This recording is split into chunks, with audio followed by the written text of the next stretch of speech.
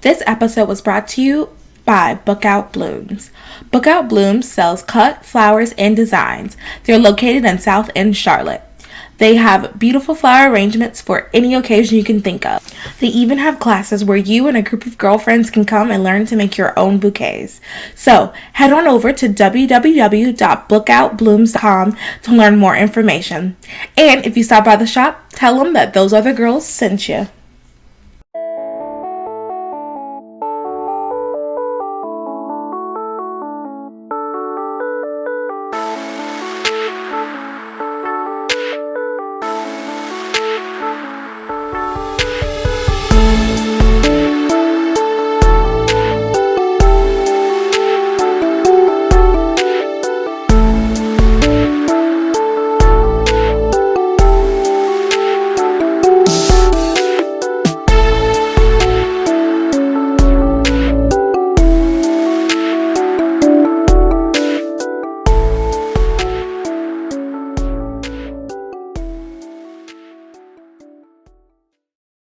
Hello, everyone. You're listening to Those Other Girls with Mallory and Friends. I'm Mallory. I'm Victoria.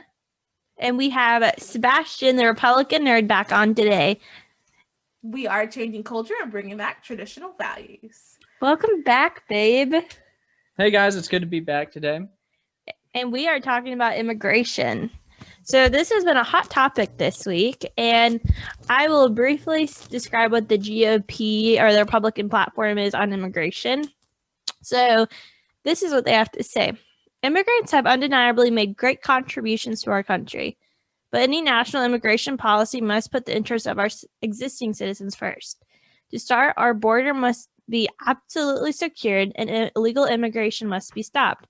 Then and only then can we begin reforming our system in a way that lets new immigrants experience the American dream without causing economic hardships to American citizens. Yeah, so I guess I'm going to start it off with a hot take, which is, the Trump immigration policy versus the Nancy Pelosi immigration policy. Okay. This is how it kind of boils down, right? So Trump believes families in the United States should be safe. Pelosi believes in open borders and only keeping congressional hierarchy safe by building a fence around the people's house and the people's Senate. And I think that, look at that. I mean, just think about that.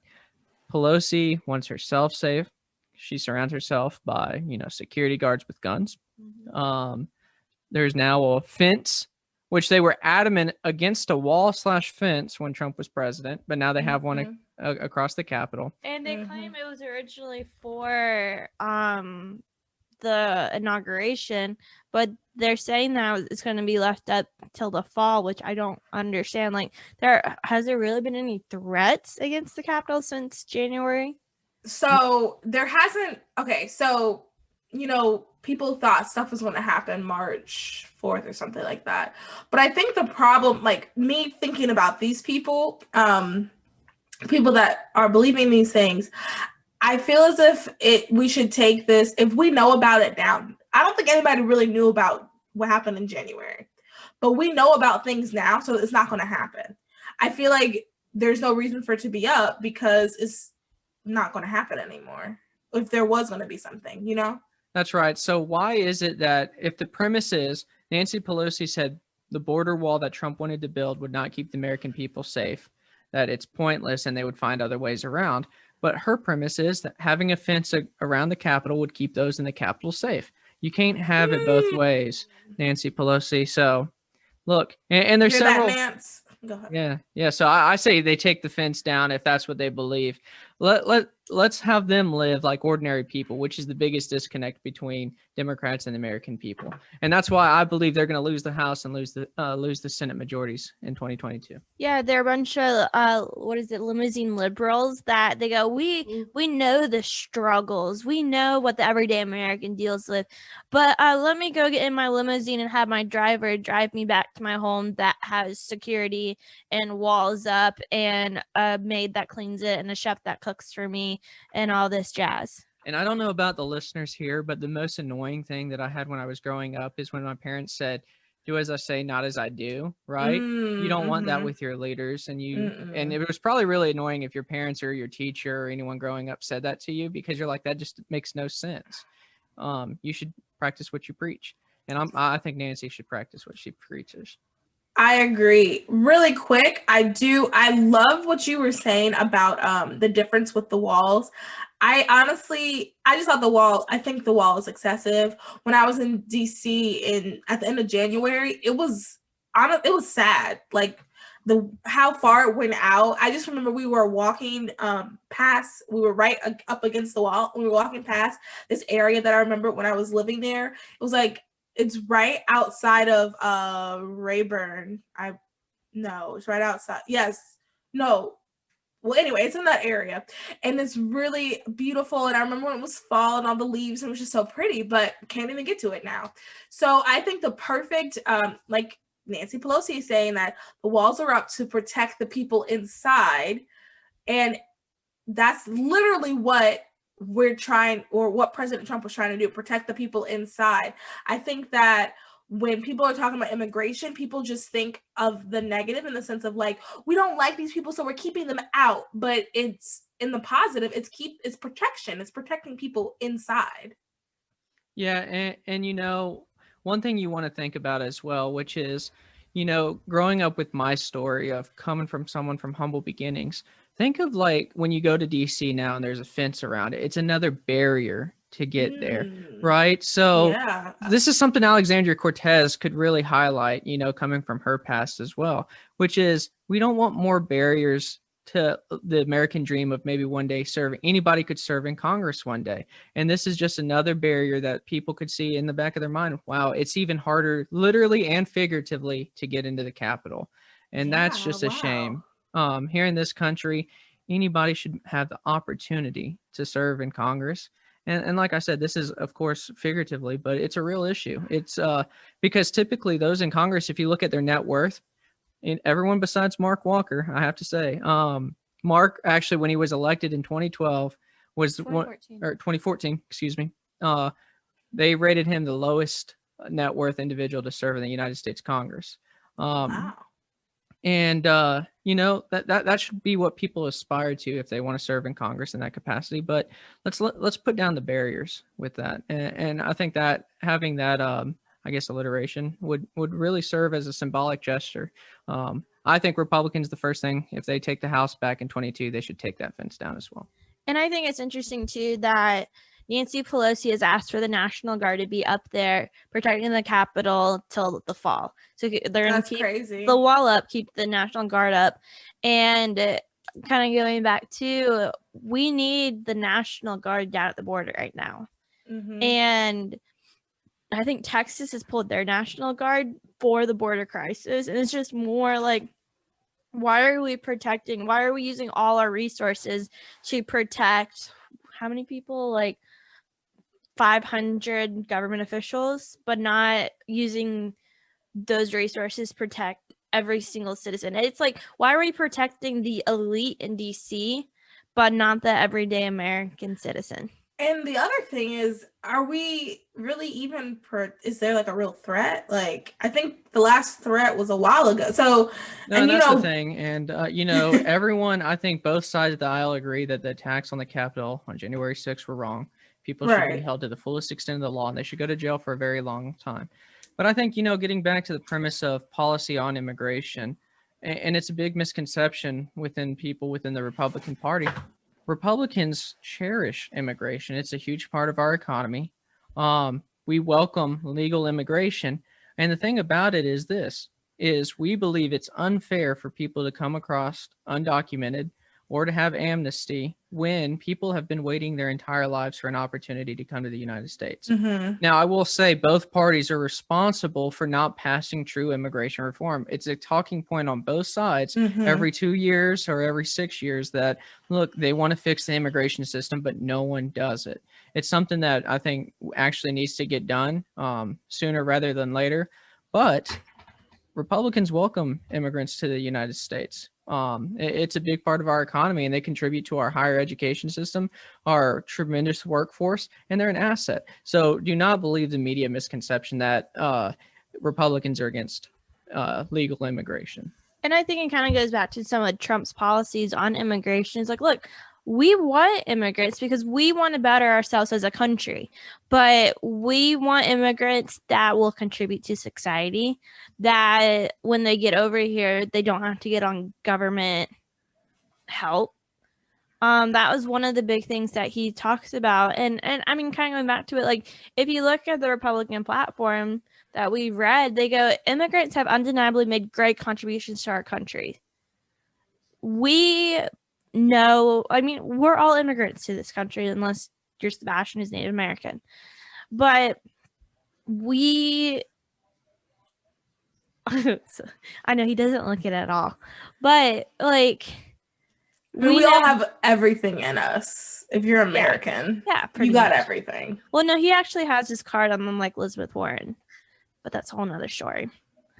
But I mean, we all are immigrants. We all contribute, and it's just we need better policies. Like, I don't understand. I mean, we're recording this on March 18th. Today, the House passed a bill that would allow 2.5 million illegal immigrants a pathway to citizenship.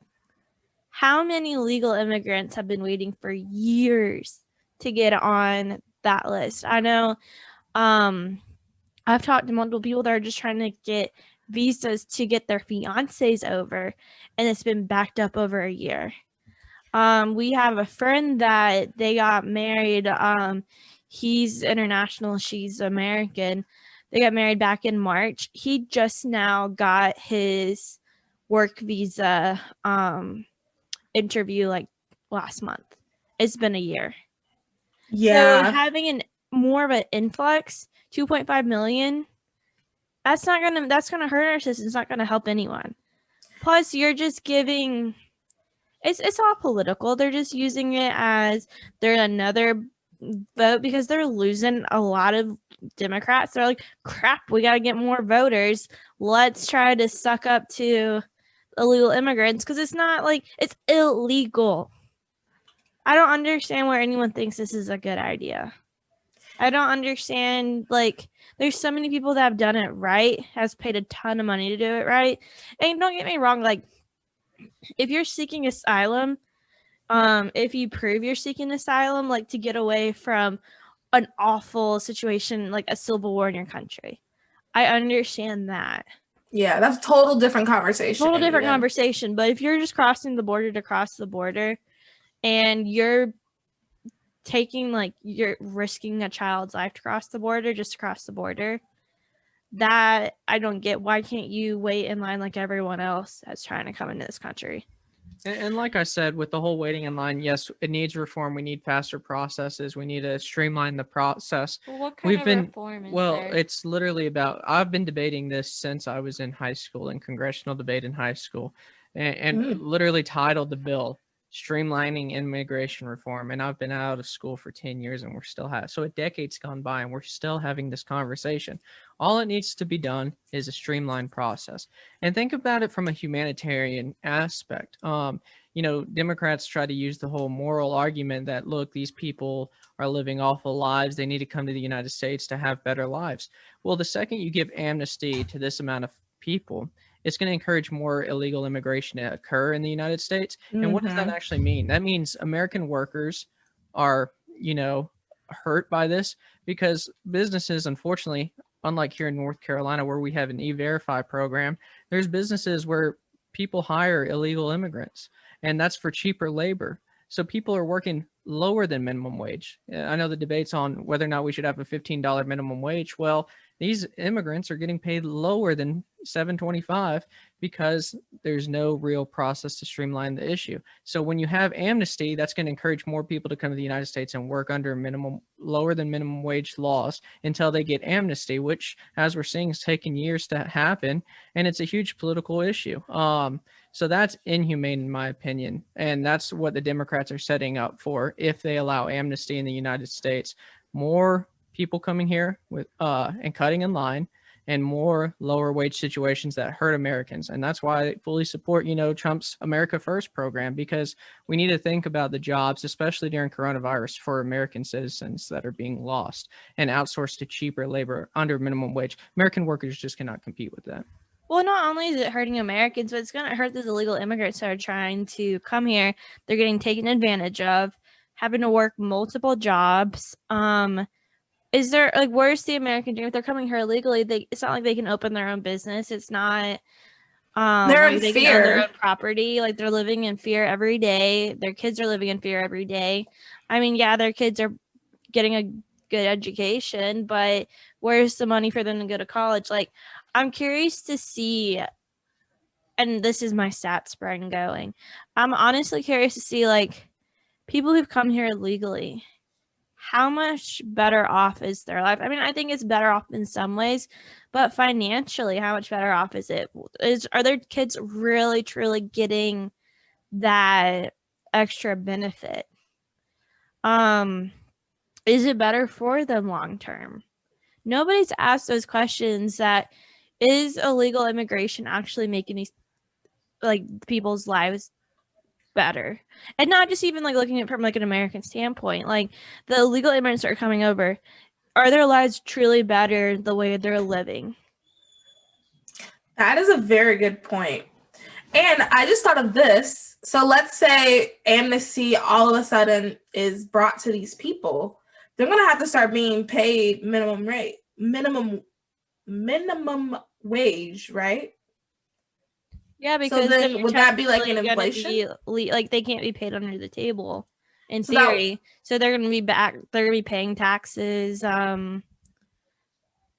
I mean, they're given, like, will that cause like inflation? Will that, I mean, I don't know economics, that's why I'm asking. No, what it will happen is, if you can't keep hiring, let's say you pay them $4 an hour each, you'd have to pick one at that point, and then you're going to add to unemployment. Healthcare, insurance becomes an issue. Insurance becomes an issue.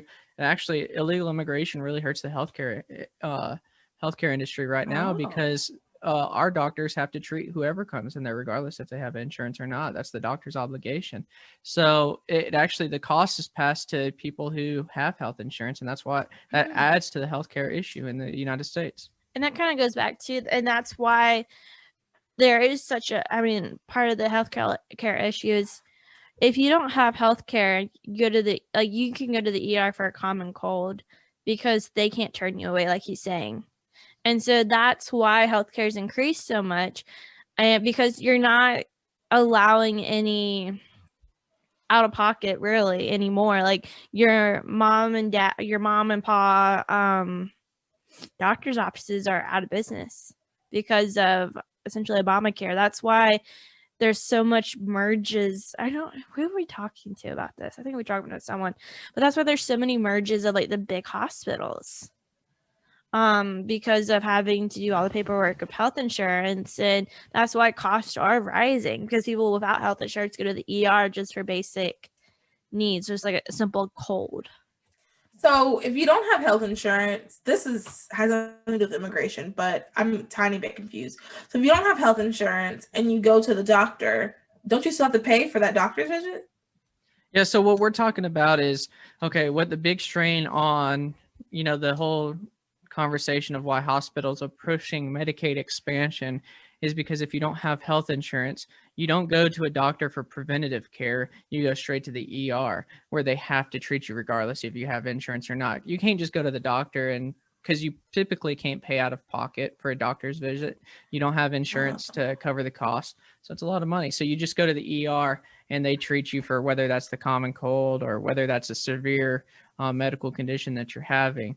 And those costs are they're not going to pay the cost because typically they can't afford to pay the hospital bill. So what that does is, it goes against their credit. It's the whole cycle of poverty that goes on. Okay. And the hospital has to eat the cost, and that's why they push it on to, typical people.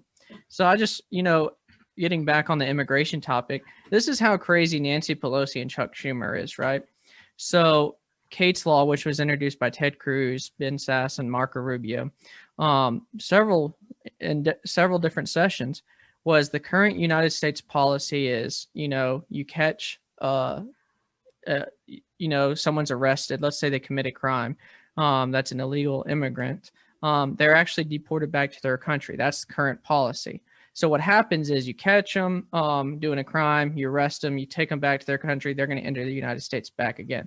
So what Kate's law is this illegal immigrant came 5 times to the United States, but he fatally shot and killed a woman and her daughter. That's why it was named Kate's law. Her name was Kate.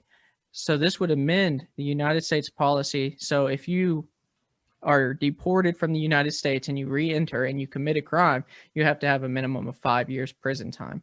Currently, we don't keep them in the United States prison for overcrowding and other reasons. Well, Kate's laws would amend that. Kate's law would amend that to you have to serve time, because we have to get criminals off the streets in the United States.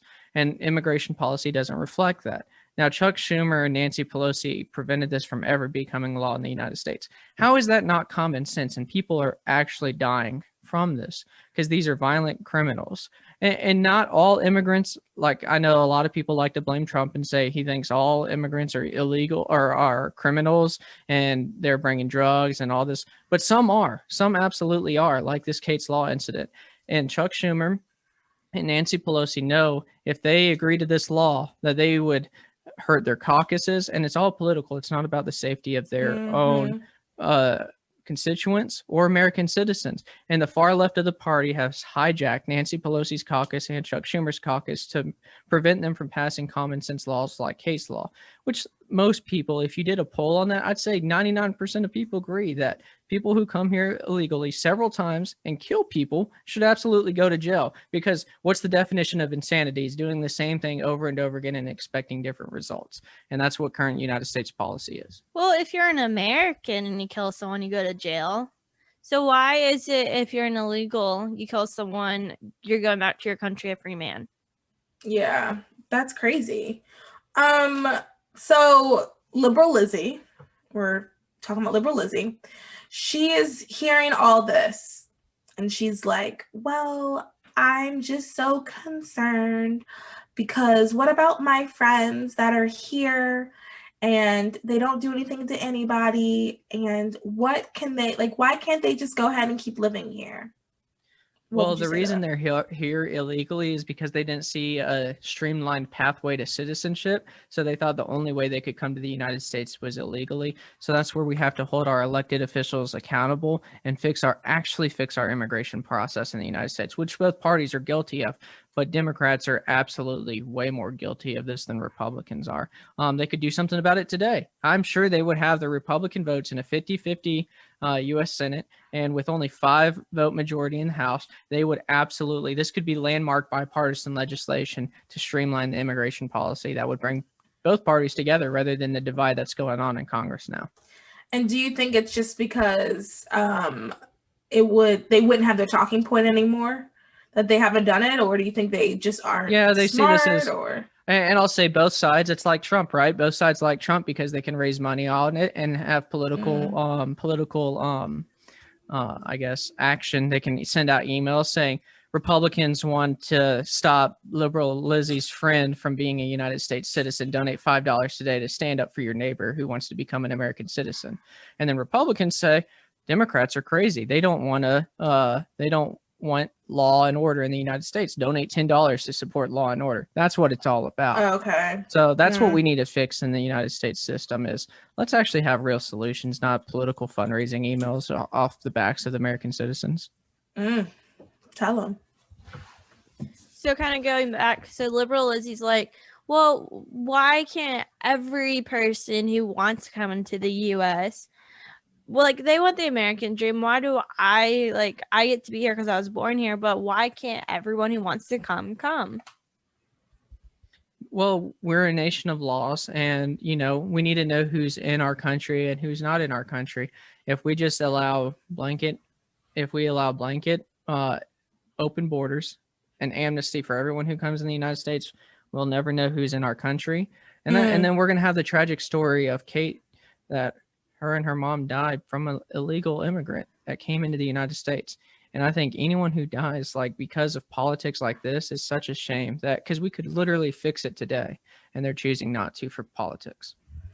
Yeah, I think that is the law and order, I guess, argument or the law and order idea, I think is something that is so important, but for whatever reason, people don't like to talk about it anymore. Like, I feel like liberal Lizzies feel uncomfortable when you say law and order, but we need like, if we didn't have Because it's borders, an actual answer. It's an actual solution to a problem.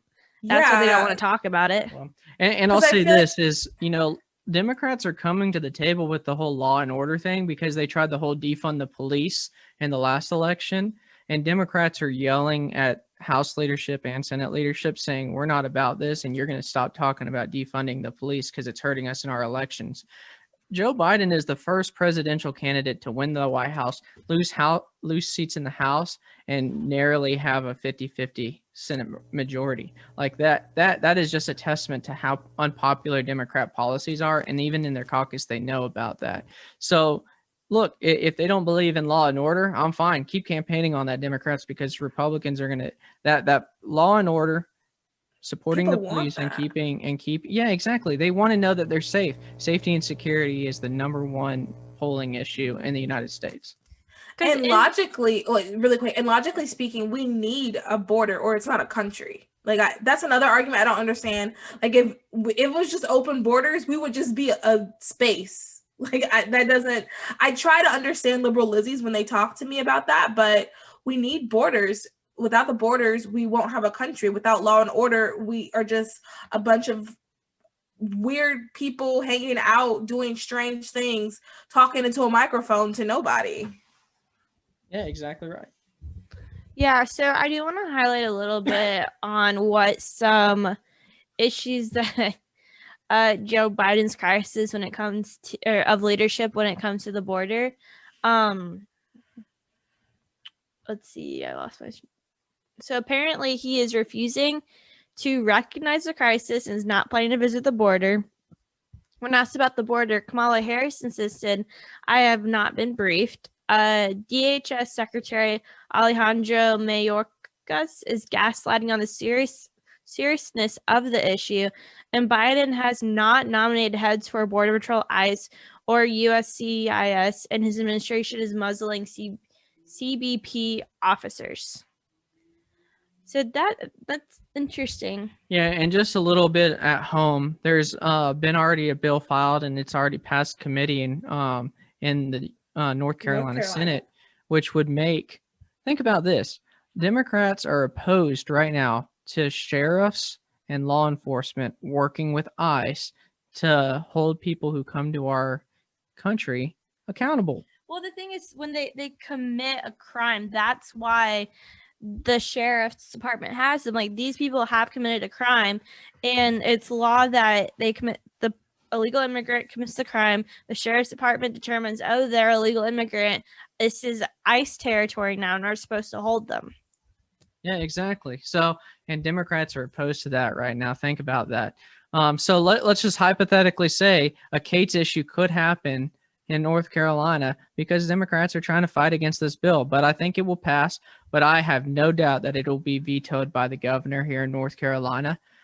That's why we need a better governor here in the next 4 years in 2024, and why I think we need a supermajority so we can make Roy Cooper a lame duck in 2022 and pass actual real policies to keep North Carolinians safe. Yeah. And what really concerns me, what would be the argument for them not to work to me, logically speaking, if someone commits a crime, they need to, we'll use the crime of, we'll go kind of crazy. Let's say someone raped someone. They need to be held accountable. Yeah, absolutely. So why would the police not work with ICE? I don't understand. Because it's not in the radical left. They're worried about getting primaries because Alexandria Cortez has taken over the caucuses in both the House and the Senate, and here locally in North Carolina, where if they signed on to this law, which most of them behind closed doors actually agree with, believe it or not, they think it's common sense, but they would lose in the primary because activists on the left have taken control of any common sense legislation passing from the Democrat Party. And I think it's important to note too that sheriffs are elected in counties, so it is a political issue for them. And the big thing that happened in 2018 was a lot of Democrat sheriffs were elected in Wake County, Mecklenburg, Guilford, and if they actually do their job and comply with ICE, they would get primaried out. The sheriff, unfortunately, is a politician. Yeah, the sheriffs are politicians here in North Carolina and across the country.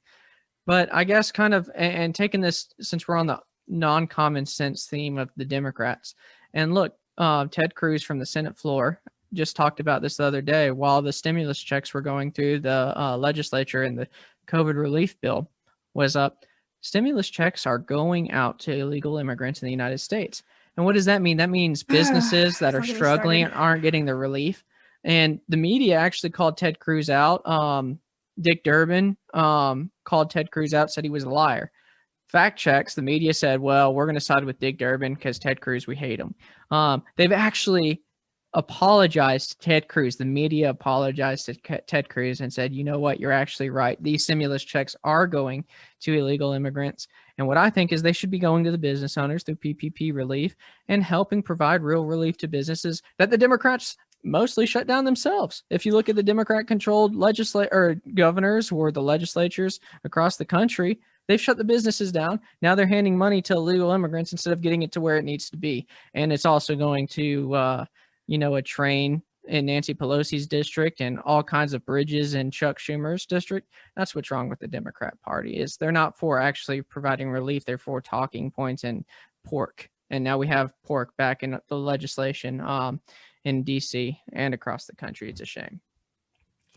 It really is. I'm just thinking. I guess my last question, and we'll wrap this up unless you have something, kind of putting my liberal Lizzie hat back on. What do you say to people? Because a lot of the liberals are against ICE. They're fighting against ICE. They're against ICE raids. How do we as a Republican Party have a positive talking point when it comes to ICE raids? Yeah. Oh, good. Good. I just point to Kate's story again. I know I've been mentioning this over and over again, but it could be your family next time that's impacted by a violent criminal who's come back to the United States after committing violent crimes.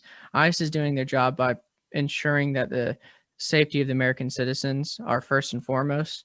And I would never want your daughter to lose her life or her dream because someone's here illegally and they continue to commit crimes in the United States. Well, I guess what I mean is like the ICE raids for illegals that are here, but haven't done anything bad. Yeah. Like also, really quick, like just like the random, I'm thinking about TV show that I was watching, The Fosters.